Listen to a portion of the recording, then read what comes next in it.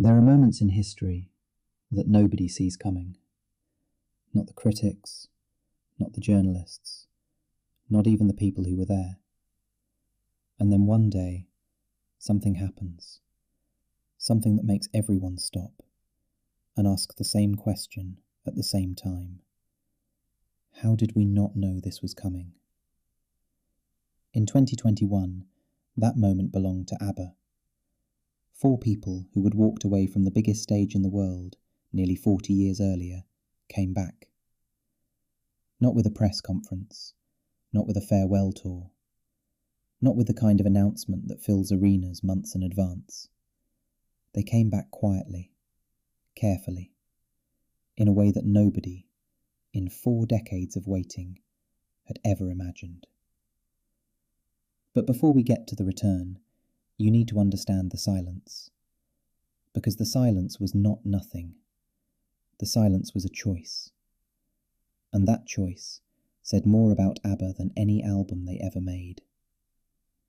It was 1982. The world was still listening.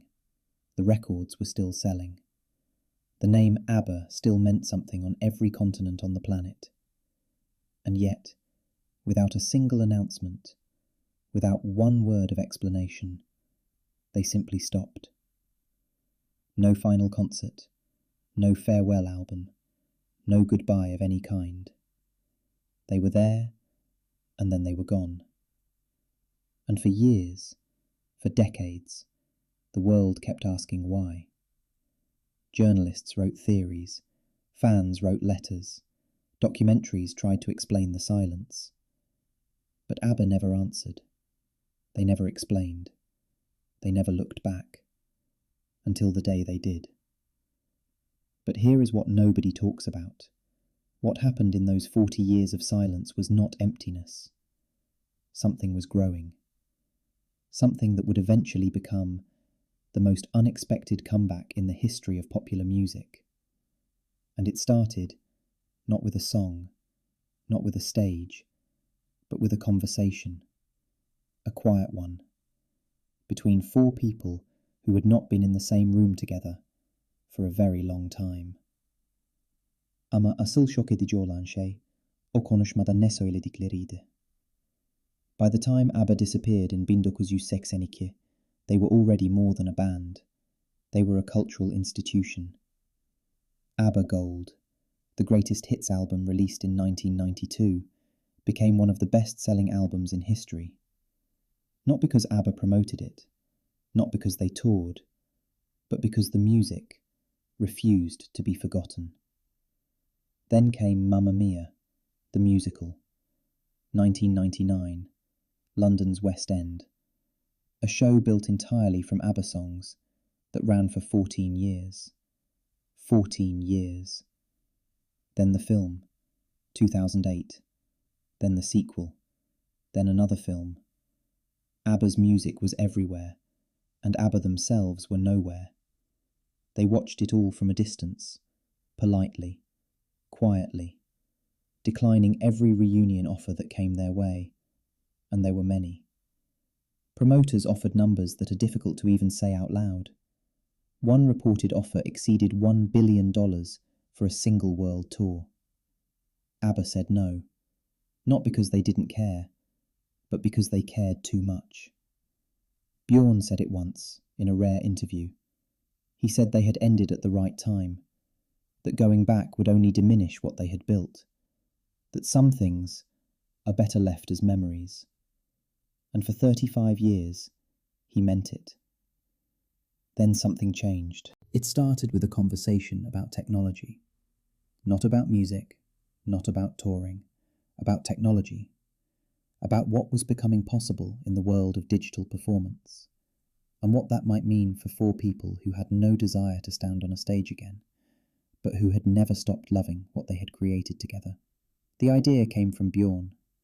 In 2016, he reached out to the others, not with a grand plan, not with a tour proposal, with a question.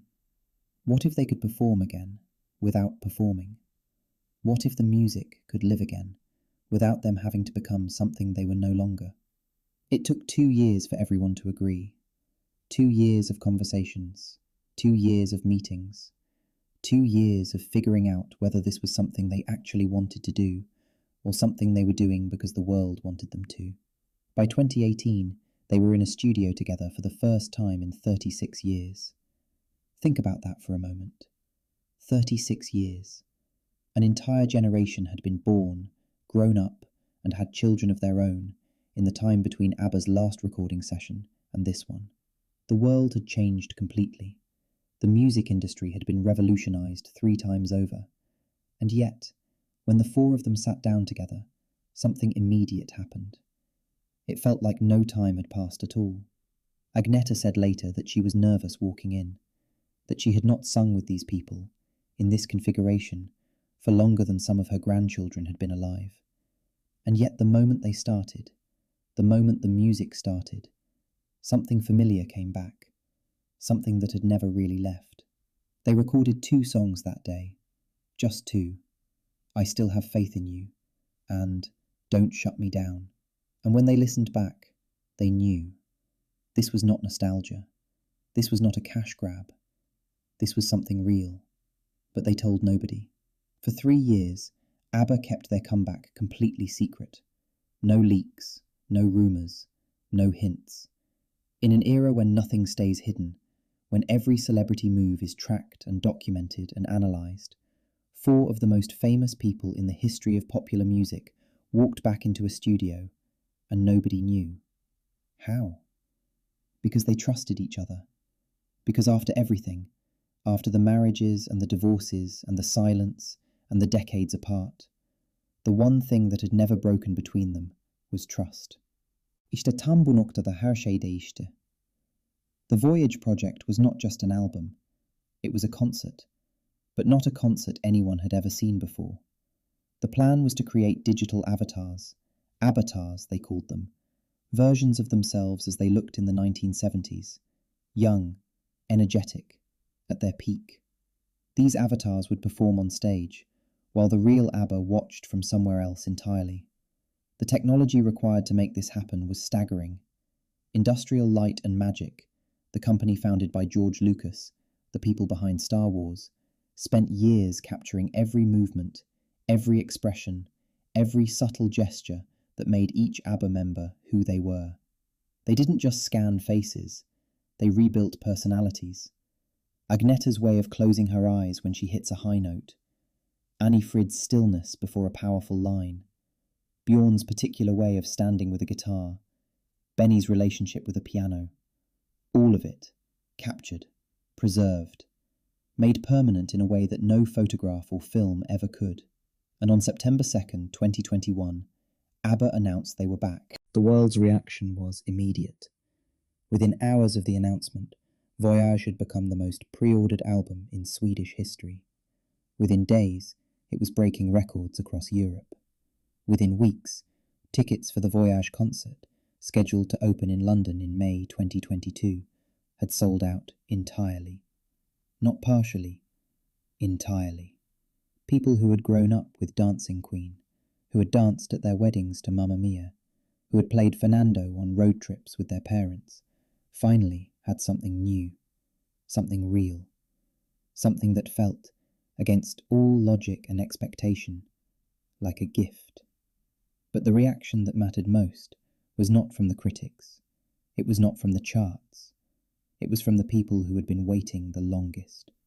There were fans who had followed ABBA since 1974, who had been teenagers in Brighton when Waterloo first played, who had stood in the rain outside venues in 1979, hoping to catch a glimpse of 4 Swedes who would somehow become the soundtrack to their lives.